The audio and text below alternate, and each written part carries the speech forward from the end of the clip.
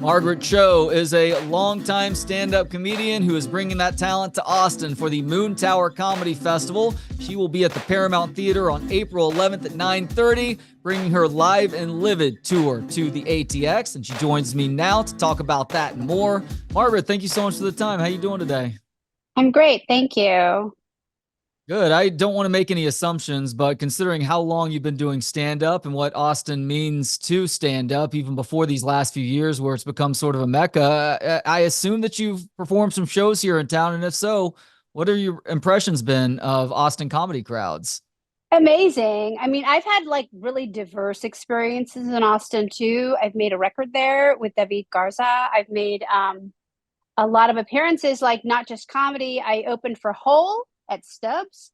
I worked Esther's Follies, Comedy Club's Cap City, also the Paramount many times. So to me, it's just a place I love. I just love to visit. I love to just play music there. I love to make music there. I love to just hang out and eat and wear boots. And, it's just, to me, the best place. I know when you say Esther's Follies, how legit you are, because that's not always a name of a place that people rattle off when they're talking about comedy in Austin, but it's a great spot to go see sketch comedy and then a little bit more at times. As far as opening for Hole goes at Stubbs, holy cow, that had to have been crazy. Yeah, incredible. And Courtney's a good friend of mine. Yeah. And but at that time, she was not allowing anybody to go backstage. It was just like this rule. It didn't matter who you were. It didn't matter if you were on the show. You just couldn't go backstage. So I had to crawl onto the stage from the pit.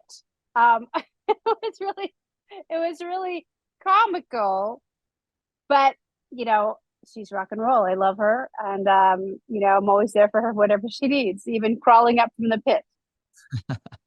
As far as this year's appearance in Austin goes, you are taking part in Moontower Comedy Festival, and you're bringing your Live and Livid show, your tour to Austin at the Paramount on Thursday, April 11th at 9:30. Live and Livid, people shouldn't be totally surprised by those themes if they follow you over the years. What are you most livid about here in 2024 without getting too much into your material? Well, it's really this show that is about protecting drag queens, protecting women's rights, protecting rights over our own bodies, protecting the rights of trans people, protecting just bodily autonomy, but also the right to drag. I love drag. I've been around the worlds of drag since my infancy. And so it's a community that I deeply, deeply care for. And this horrible attack on drag communities by the Christian right, who are, with such hateful values, the person that would have the most problem with these Christians is Christ.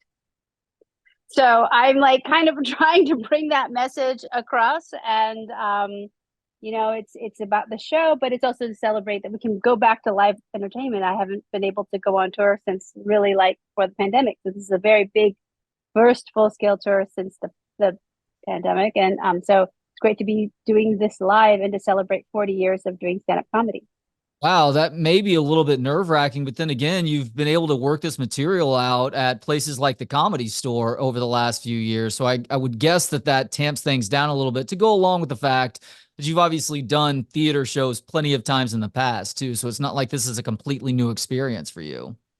Right. It's just a great celebration. I think people are so excited to go back to see live entertainment. And Moontower is just one of my favorite comedy festivals. It's so amazing to be able to come and perform at it again. So I'm really glad to be there. So there are quite a few of your former Comedy Store colleagues who live here in Austin now. Does it surprise you to see Austin become this maybe third or fourth rail as it pertains to stand-up comedy to go along with the Comedy Store in Los Angeles, the Comedy Cellar in New York? Maybe you consider San Francisco, which you're from, obviously, with places like Cobb's. I mean, is it surprising at all to see what Austin has turned to as it pertains to making people laugh on stage? No, because Austin's always been this incredible artistic center, not just for music, but for comedy and just for people who are free thinkers. I think that it's just Austin is always where I encounter the most surprising artists who do the most incredible things. You know, people like Christine and David and now Joe Rogan, and all of these people are really drawn to this magnetic force that Austin has. And so I'm always really, really excited to go back there. I was first drawn to your comedy thanks to your sitcom on ABC back in the mid 1990s. I was a teenager in the 90s. I thought that show was hilarious. And I didn't realize this until researching for this conversation that All American Girl, it wasn't canceled per se, but you had a conversation with ABC execs where they were telling you to tone it down, even despite the show's immense success. What is it like sitting in a meeting or through a conversation like that where you know you're crushing it and people who have a strange set of morality, I guess, are telling you that what you're doing so well needs to be done differently? Well, it's like the idea of what is television versus stand-up comedy. You know, I'm certainly a stand-up comedian, and I'm a very raunchy, raw stand-up comedian in the style of Red Fox, Yeah. in the style of Richard Pryor. Those are my heroes. And so it's really hard to put somebody like that in mainstream television. You know, it was nigh impossible to do that for Richard Pryor, and only really near the end for Red Fox, which Red Fox, of course, had incredible success in stand-up and, of course, sitcom television. But it took a while to sort of figure out what it was going to be. And then also his presence on Sanford and Son was very, very different from what he did as a stand-up comedian, which if you ever watch or any sort of listen to old albums of Red Fox, he's like the most raunchy comedian ever. So it was a disconnect between what I did as a comedian to what I do as an actor or as a sitcom performer. Do you like having to shift gears like that and maybe cater a little bit more to the people who are viewing or listening to you, depending on the different levels of entertainment, whether you're talking about stand up or the Broadway show that you're putting together right now for next year, or something like television or a movie? Yeah, I'm absolutely happy to adapt because I think that's what's so exciting about what I get to do as an actor and an artist and a stand-up comedian. You know, like I get to be in all sorts of different projects, not only my own that I've developed, like my stand-up comedy, but other people's visions of what they want to do. So I've been in Disney TV shows, Disney movies, which is really, really cool. And then gone to do different things in music. So I really enjoy the adaptability of my job. It was interesting to learn also, Margaret, that losing All American Girl really forced you to focus more on getting better at stand up. That was a little bit surprising because you made a name for yourself initially in stand up. So how did that make you better as a stand up comedian in the aftermath? Was it just a matter of you putting that much more effort into getting up on stage night after night to get better at the craft? Yes. And also, I think that the best stand-up comedians are really older. You know, they're people in their late 30s, 40s, 50s, and beyond. You know, those are my favorite people often. And we just get better as we get older. And so I think that it was a chance for me to really get serious about what I was doing. You know, like at the time when I was doing television initially, I was just a college comedian. I mean, I've been doing comedy since I was 14, but same time, I didn't have the life experience to apply to my work as I do now. So it's been a long journey within this art form, and I still haven't figured it out, which is what's great about it. Is that right? You don't feel like, I mean, surely you figured it out a little bit more versus 30 years ago at this point, right? Yes, gets Okay. closer, but then it gets farther away. You know, and also with the way that the media is, that the way that people ingest news is so immediate and so vast. So we have a new opportunity now to talk about topical issues that we never had before because everybody's really on the same page about so many things. So it's a really interesting time to actually go at things as a political comedian. So I think it's something that we're all trying to figure out. So does that mean that you're doing a little bit of writing on the road and testing new material out as you're going through this tour over the next several months? Yes, so it's adapting to what's happening to the moment, but at the same time, the core message is really the same. It's like that we have to stand up for our own rights as queer people, as women, as Asian Americans, as people who are different, political progressives. All of us, we have to actually put our voice out there. This is a really important time. So I wanted to ask you this as a member of the LGBTQ plus community, because this topic came up at South by Southwest last month. It's a new Nick Kroll film, and I apologize, I do not remember the title of the film, but Nick Kroll plays a gay character in this film. Nick Kroll is straight. So for a long time now, white people playing Asians is not good. That's considered yellowface. It's something that everybody from John Wayne to plenty of other people did. David Carradine kind of made a career out of it. And then blackface is obviously a very bad thing that we should not see. Maybe get away with it if you're Robert Downey Jr. in Tropic Thunder, because it is satire and it's digging a whole lot deeper. But playing that character straight, if you will, is something that's a huge no-no. But for whatever reason, and for a lack of better term, gay face is still completely accepted. Do you understand why that is, and do you think there needs to be a change there with regards to straight actors playing gay characters? I think it depends. I think it depends on how you're framing a role, or if it's something like a, portraying a gay character who is like a historical figure that you know we've seen that time and time again too, where straight actors have played gay characters Like who Sean are Penn with very Harvey Milk. exactly Yeah. like that. I think it's like at that time period, we just didn't have a thought about sort of diversity in casting or giving that opportunity to a gay actor. The thing is that Nick Kroll is so gay to me. I love Nick Kroll. Yeah. He's so gay to me. I Yeah. don't know. There's people like in Our Flag Means Death. Taika and Reese are both ostensibly heterosexual but both of them. But the show is all about their gay relationship, which I buy it. I buy it. I think it sort of depends on, and that might be my own double standard because I love those guys. Yeah. I'm not sure. I think that ultimately, in general, I would like to give the opportunity to a gay actor.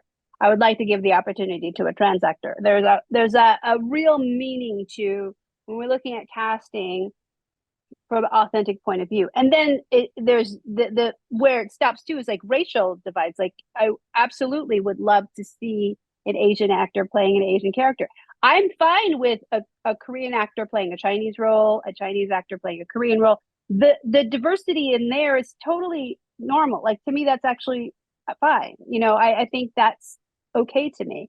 But Whereas Scarlett ultimately, Johansson playing Japanese or Korean, that's maybe a little bit over the line. it might be out of the realm of understanding, because I also that's such a Japanese iconic role. Yeah. So it's odd to see somebody like that who is very not Japanese play it.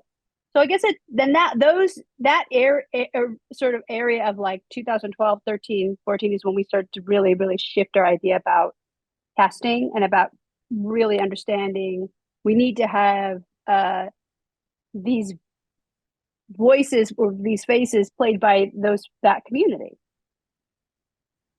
Yeah, the idea of race is such a fascinating one. I want to say scoff at the idea, but I used to push back on the idea that race is largely a social construct. But you really think about what race is, it's the ability for somebody to guess somebody else's ethnic makeup. And just because you're judging a book by that's cover doesn't mean that you always know what somebody's makeup is. For instance, I am more Armenian than anything else. You see the blonde hair, you see the blue eyes, you call BS. You're probably from some sort of Nordic country. And I do have that in my roots too, but I am more Armenian than anything. My family had to escape a genocide in Turkey in the early 1900s. Thank goodness they did. They came and made a better life for themselves in this country. I set all that up very weirdly, Margaret, to say that I heard you in an interview within the last couple of months talk about why you love living in Los Angeles. That includes you being a foodie and loving the variety of foods that you get to eat. And you mentioned Armenian as one of those types of foods that you love. What sorts of Armenian foods do you like the most when you go to an Armenian spot? Any kind of hats, the bread, hats like the lavash. And it's such a beautiful cuisine because everything is like, so I do like the lavash with the brined cheese and mint and radishes for lunch, like that. Like I do the classic sort of like Armenian wrap. Everything is so good. I put sumac on everything. It This is tastes like so damn fresh and healthy when you eat those sorts of things, even if it's not always beautiful. great for you. Well, it's the food of optimism because I think the Armenian people needed to have hope in every aspect of their life. So when you eat their food, it's like you have hope in every bite. There's the freshness of the herbs that remind you that we are alive and we are living in this green truth. And it's just so beautiful to me. So I live in a I live in Glendale. So it's like very central to pretty much Armenia. But, this is, um, I'm art sock strong. So I'm very into it. Love that. And you got to tell me a little bit about this upcoming Broadway show. I heard you reference it briefly in an interview over the last month or two. It's something you've been working on for 10 years now. So first off, congratulations on getting this close to things. What's up with this show that is going to be premiering in New York at some point in the next 12 months? Yeah, it's a show that I wrote. It's a one-woman show that I wrote about my mother. So I play her and I play her two sisters. And it's a really it's like when Hal Holbrook plays Abraham Lincoln. I actually have some of the same people that are like helping me with this show. It's the same. It's like the Abe Lincoln experience, but it's me as my mom. So it's a very it's a comedy, but it's also there's a lot of very deep elements. It's just all about her journey to America and living here. And it's a really beautiful show. I'm really excited about it. It's a long time coming. So yeah, we just had the first previews of it in January, which went really well. So it'll be back on Broadway at some point pretty soon. You're obviously a very smart, accomplished person, and smart, accomplished people tend to ask themselves a lot of questions. And at a given point in time, there may be one overriding question that is top of mind more than the others. For you as a smart, accomplished person, is there that one question right now? And if so, what is it? Well, I think for every comedian too, that they're answering an eternal question. Like we all sort of are answering this question. So mine is, why am I here? And then every part of my work is to sort of to explain that, whether it's talking about race or sexuality or gender, politics, whatever that is, And so that's kind of my thing. It's like, why am I here? And what am I doing? What can I do? Why are you here? I think it's just to be able to explain what it is from this perspective, to enjoy things from this perspective, and to find out what I can do better.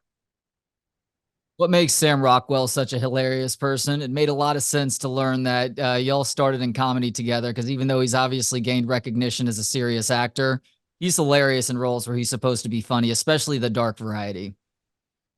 He really disappears into every role. Like he's so different.